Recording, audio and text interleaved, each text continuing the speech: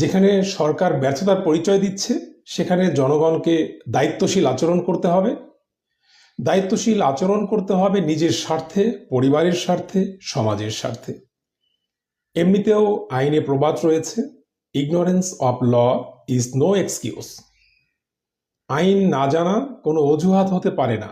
আপনি এই অজুহাত দেখাতে পারবেন না একটি অফেন্স আপনি কমিট করেছেন, একটি অপরাধ করেছেন, একজন ক্রিমিনাল একটি মার্ডার কমিট করেছে, কিংবা একটি রেপ কমিট করেছে, কিংবা থেফট কমিট করেছে, ড্যাকোইটি করেছে, এবং করার পরে যখন তার বিরুদ্ধে মামলা হয়েছে সে কোর্টে দাঁড়িয়ে বলছে যে আমি তো জানতাম না এই ডাকাতির জন্য আমাকে শাস্তি পেতে হবে, কিংবা ধর্ষণ করার জন্য আমাকে আইনের আওতায় আসতে হবে, কিংবা আমি খুন করেছি আমার ইচ্ছে হয়েছে তার জন্য আমার বিচার কেন হবে, আমি তো জানি না যে বাংলাদেশে এই ধরনের আইন রয়েছে।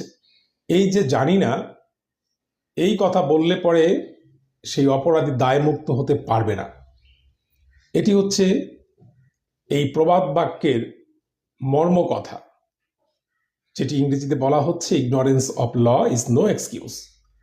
আমি আইন জানি না, এই এক্সকিউজ দিয়ে আমি পার পেতে পারবো না। কাজেই এটি শুধু আমি যে দুই একটি ইনসিডেন্ট আপনাদেরকে বললাম, এটির উপর নির্ভর করছে না, বরঞ্চ সকল আইনের ক্ষেত্রে